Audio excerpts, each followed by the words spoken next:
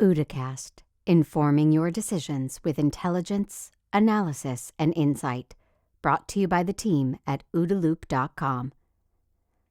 Hello, I'm Bob Gorley, the Chief Technology Officer with OODA LLC. Today on the OODAcast, Junaid Islam. Junaid is a senior partner at OODA. I've worked with him for years and watched him firsthand as he helps organizations understand how to improve what they do through smart network design. Junaid, I want to mention a couple other things about you. I've always had a deep respect for your ability to contribute to national security missions. You got your start serving around the time frame of Operation Desert Shield. You've also spent a lot of time investigating cyber attacks. You've done direct contributions to a lot of security protocols and networking protocols, including MPLS, MLPP, mobile IPv6, software-defined perimeters, and other zero trust kind of architectures. So welcome, Junaid. Great. Thanks for having me. You know, another thing I really like about you is your writing and ideas that you put out on CTO Vision and OODA Loop, and I'll be linking to a lot of those in our show notes here. But today, would really like to talk to you more about this concept of zero trust and zero trust architectures. I think you are well positioned to tell us where this concept came from. Would you give us your view of the history of zero trust? Sure. So the word zero trust, a lot of people think it's a new concept that's only been around. Actually, the zero trust concept has been around for quite a long time. You kind of mentioned that, I had started my career before Operation Desert Shield. For those people, it's like the first Gulf War, it's like 30 years ago. And, I started my career as an equipment installer for the US government. And at that time, the US government was installing encrypted faxes, as well as encrypted X25 devices. And I kind of asked people, why there's an extra box beside the X25 pad. And they would say, well, we have zero trust in the public service, so we have to create an overlay network. So the actual idea of zero trust actually came from the US national security kind of establishment as a way to, in those days, counter you're going to laugh, inside attacks at phone companies, where, the people would get into a phone company and tap lines and then copy faxes, or people would get onto the data network and look at the packets, right? And what's kind of funny is after 30 years, we're talking about the same thing now, but at an even bigger scale than before. Yeah. Well, I'm with you. I have seen the creation of zero trust concepts from the national security perspective. It's this whole need to be able to communicate while your adversaries are watching you.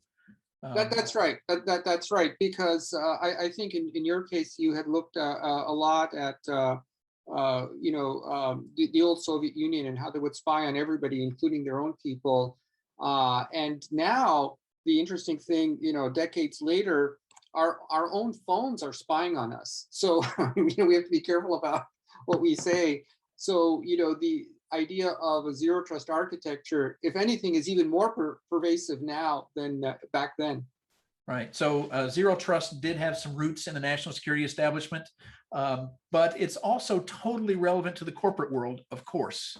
And I wanted to ask your context there. How does the zero trust architecture translate to corporate America? So here's the incredible thing, what started purely for national security purposes and actually for coalition networking, how does the US work with a partner over a public network? And I'm talking from 30 years ago, right? We find that is very relevant today, because today companies are now a mix of companies and in entities. They have employers, they have consultants, contractors, but then they have outsourced personnel who handle entire functions like HR or supply chain. We also have computers in the company mixed in with cloud services. So there's no notion of inside or outside or my resource or your resource. It's all kind of blended. So if anything, this notion of having a zero trust architecture is actually kind of relevant to companies, because there's nothing the company owns anymore. All companies today are highly reliant on supply chain partners. And the partner might be great, nice person, but what about their architecture? They might have a breach in their network that they don't know about that's now going to affect you. So we need to have not only a zero trust model for ourselves, but extend that model into our partners, our contractors and consultants. Yeah, and to do this, a key point that I have seen is all of these companies have their own legacy architecture, and the bigger they are, the older that architecture seems to be. So everybody's at a different spot on their journey towards a zero trust architecture. And I just wanted to ask your views. Where do you start, and what do you recommend companies do first? The most important thing is to really look at your own operational model. Really take time to understand what's the workflow. Companies have changed so much in the last decades. It's pretty it's pretty normal for a company not to even know how it operates. Because somebody might have outsourced HR, somebody might have brought a new franchise partner, somebody might be using a new. So you need to get everybody together to figure out what's going on, and also understand some of these people you're partnering with. Are they an entity, or have they really outsourced? Right. First step, figure out your operational model. Then look and identify all the cyber risks that are creating in that architecture. Look at identify the vulnerabilities. After that, start bringing in these concepts of the zero trust architecture with the partitioning. How do we partition our external partners who are maybe handling the shipping of goods from people who are specifically handling funds transfer or payments to supply chain or consumer data, which is protected by law in the United States and Europe, right? So we really want to start doing that at the beginning. Do the analysis and assessment first. That's foundational in the zero trust architecture. Great. And then architecture is design. So first you do the design, then you find gaps, and then you address those gaps with products or services. And I wanted to underscore that because, as I've learned from you, you don't just reach out and try filling the gaps before you even identify them. True? That's right. That's right. So one of the biggest mistakes people make is they get excited about the zero trust marketing or some zero trust product, and then they buy it and it doesn't give them what they want. So let me give you a simple example. A lot of companies operate flat networks, and they'll see a zero trust access control product or service, and they'll go buy it. But the problem is you have people with different roles all resolving or connecting to a flat network. So you've kind of lost the whole benefit. What they really need to do is think about a zero trust architecture where their corporate resources are partitioned by role and by risk. And then before they buy a product and service, see what they can do with their existing technologies. What can they do with Active Directory or Ping or Okta in terms of having different levels of authorization? What can they do with existing firewalls to create some partitioning? See how close they can get. And then once they figure out what the gap is, then you pull in the products and services and software, the zero trust, to then kind of fill out your architecture. Perfect. Makes perfect perfect sense. Can you give me an example of how this could be implemented? What's the next step? You do the architecture, you find the gaps, you decide to fill the gaps. What's next? Well, then the part is actually looking through the collection of zero trust, product, services, and software. So, for example, the good news is we actually have a great set of vendors out there. There's people all the way from Palo Alto who have zero trust gateways. They were one of the first to people like Illumio who are doing server to server zero trust isolation. There's people like Zscaler who have a zero trust access product, which is great.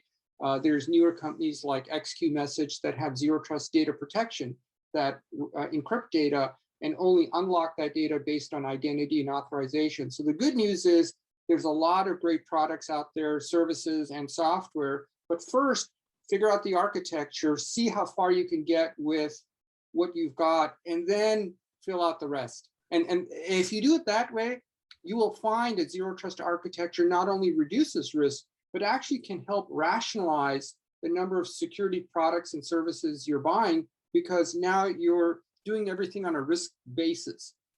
Yeah, so if you can reduce the number of security products that you are buying, there's a good chance you can reduce your security spend. That's right. and maybe even reduce your complexity. Nobody likes extra complexity that doesn't add any value. And reducing security spend and security complexity should be increasing your agility, and just seems virtuous. That's right. So one of the mistakes companies make now, and it's a common mistake, is they'll hear about cyber attacks and they will try to implement a high level of security posture throughout their entire organization, even asking their suppliers to do things or their contractors. And that actually backfires, because then they have so many complicated things and they're pushing this on all the users, non-employees. It backfires. The converse, the zero trust architecture is actually the right way to do it. Think about an architecture that's partitioned, where people, because of their authorization, have access. And then the higher risk partitions, we can have more controls there, but for the lower risk, we can use appropriate levels of technology. So definitely that allows us to be way more agile, because not everybody in the company needs access to your bank. And if they did, that sounds really odd, that even a supply chain partner can access your bank account. No, that should be like a few people and some other people handling the intellectual property and some other people handling legal. And then you might have people, who are outsourced and helping. They can be on a different system with a different risk posture. And Junaid, I have seen firsthand you help companies out in doing this. And we at OODA have done a lot of design work, a lot of security work. And I just wanted to mention a logical next step would be to what? People are more than happy, more than welcome to connect to me via LinkedIn. I'm happy to talk to them and share my ideas. Also, there is, I believe, a zero trust paper on OODA that I'd encourage people to just take a look at, and it reflects a lot of the content we've discussed, which is, zero trust is really about, improving your operational posture. And the good news is there's a lot of great information. So please do contact me on LinkedIn, and would love to help people any way I can. Great. Well, I'll put a link to your LinkedIn profile in the show notes here, as well as a link to that paper. Great. Well, thanks, Junaid. All right. Thanks for your time. Thanks for listening to this OODA Loop production. For the latest analysis on cybersecurity, technology, and global risks, please visit www.oodaloop.com.